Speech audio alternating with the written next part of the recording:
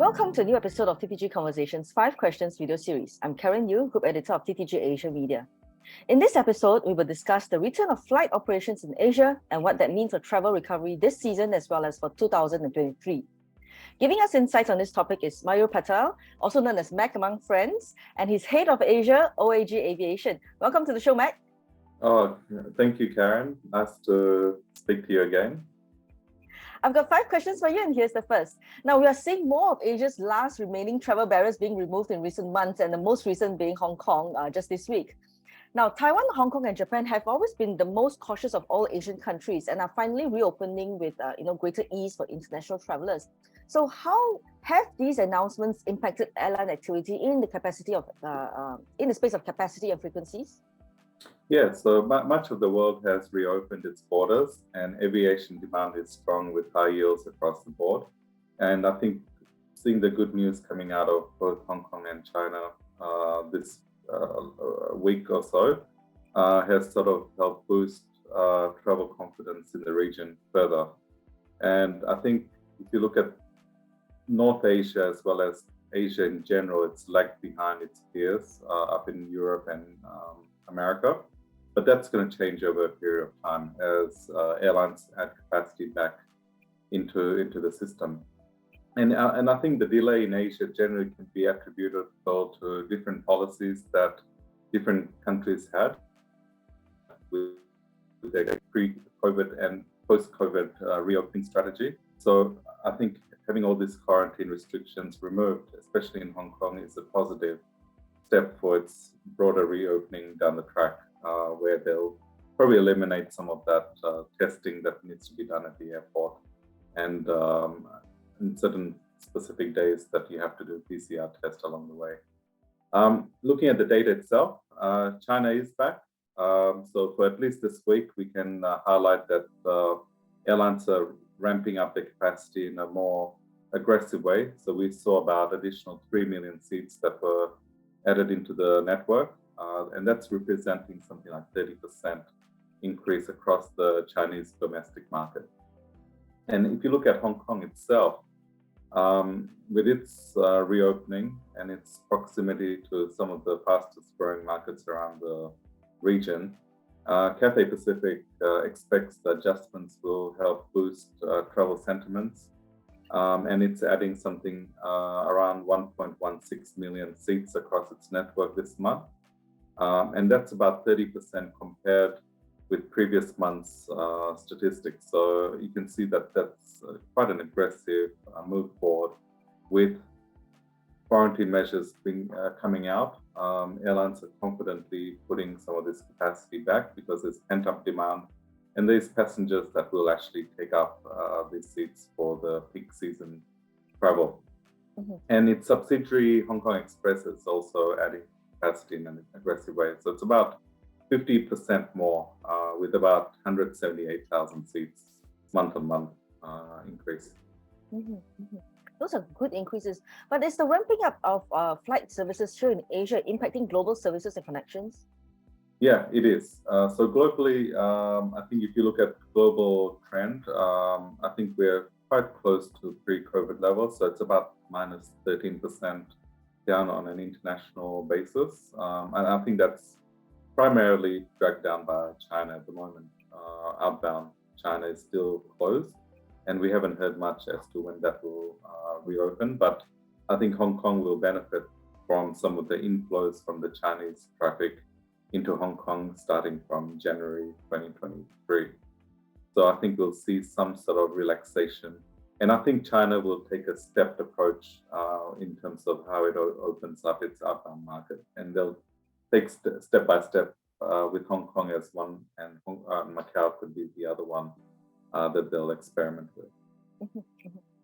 Now, based on how airlines are ramping up right now, how will the current peak winter season and the upcoming New Year season look for Asian destinations that are heavily reliant on international tourism?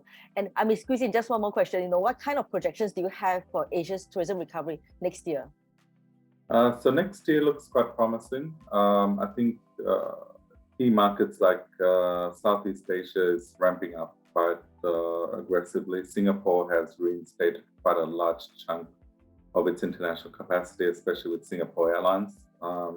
They're about 75 to 80% of their capacity compared to 2019. So I think the government policies in Singapore have actually helped grow that significance of Singapore as an aviation hub. And if you look at the region itself, India, Vietnam, Australia, these are the fastest markets to recover at the moment from both domestic and international perspective. And if you break it down by region, South Asia was probably the fastest, and the capacity is only down by 6.8%. As opposed to Southeast Asia, it's still down by about 29% overall. And I think the biggest laggard in that is the international recovery within the Southeast Asia region itself, whereas domestic markets have recovered pretty strongly on the back of having large domestic markets in Indonesia, Thailand, Malaysia, and Vietnam.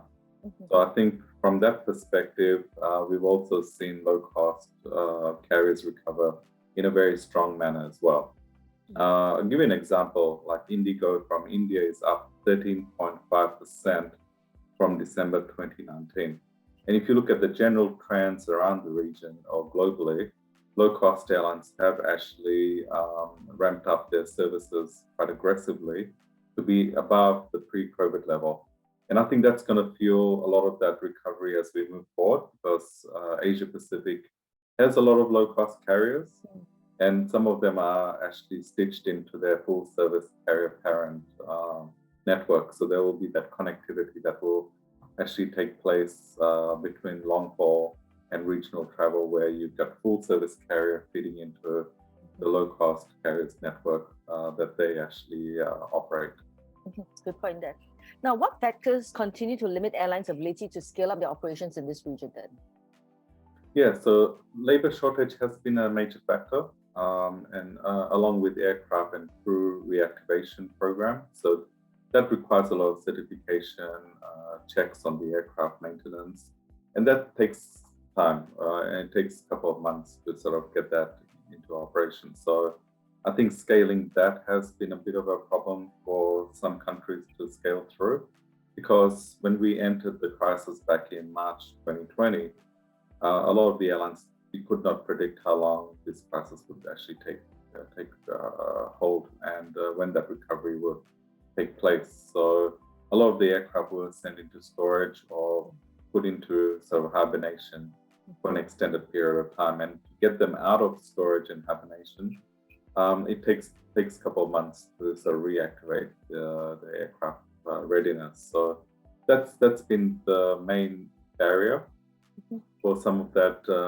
capacity rebuilding. And also people have lost their jobs, whether they've moved on to other industry, and getting that reskilling in place does take time.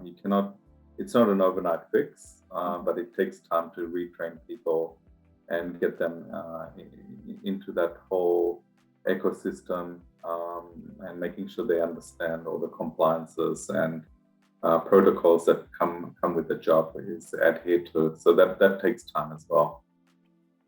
Okay. Asian airports have so far managed to escape congestions because of the extent of opening in this region has been quite diverse. We spoke about that earlier. Plus, the volume Chinese market is still quite out of action.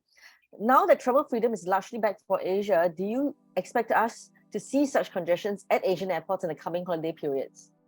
Yeah, so I think Asia was a bit late into the game, so they've learned some good lessons from North America and European counterparts as to what actually happened there during the summer travel peak. And I think Asians generally take a very cautious approach to how they manage their risk. And I think they've done a good job in terms of how they've worked with different airline partners. And I always see airports and airlines as having a very symbiotic relationship where they coexist and they work together to ensure that they meet the right targets that they've set, and also maintaining the efficiencies and maximizing their operational capabilities, especially when you have shortage in the marketplace itself. So there were some hard decisions where airlines were not able to get the slots that they wanted because the pent-up demand was there.